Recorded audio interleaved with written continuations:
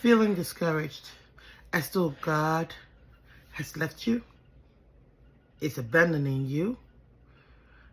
Things seemed to have been working the way you purposed it, and then all of a sudden it started to take a downward turn, and everything started going in the wrong direction. And you need to justify it, and so your justification is God was punishing you. God was bringing you to your senses. And this is it. So you feel discouraged or looking for a way that you know isn't the best way. Pause and think.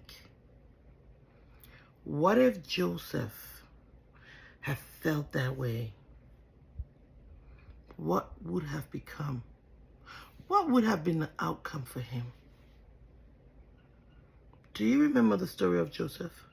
How his father had sent him in the field to check on his brothers. Then his brothers grabbed him and sold him into slavery. And the merchants took him to Egypt.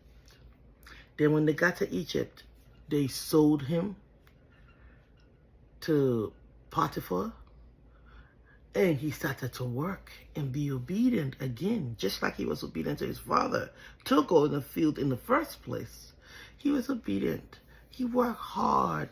He put in his best. Then Potiphar's wife wanted to sleep with him. He refused. He said he couldn't do such great badness against God, not against his master.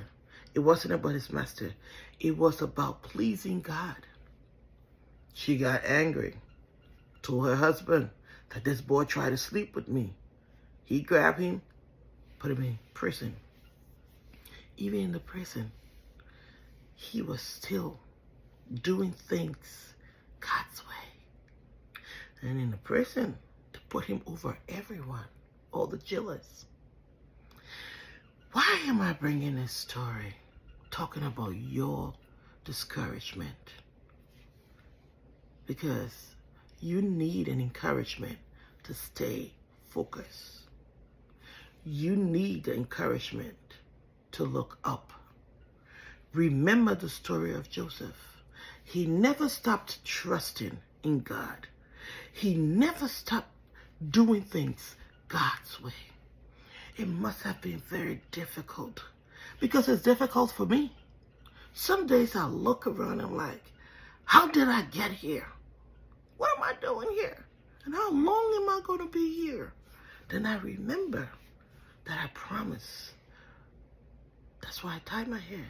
That this time I will be still and I will wait for God. You too. Your trials, they don't define who you are. But sometimes they're propelling you in the direction you need to be.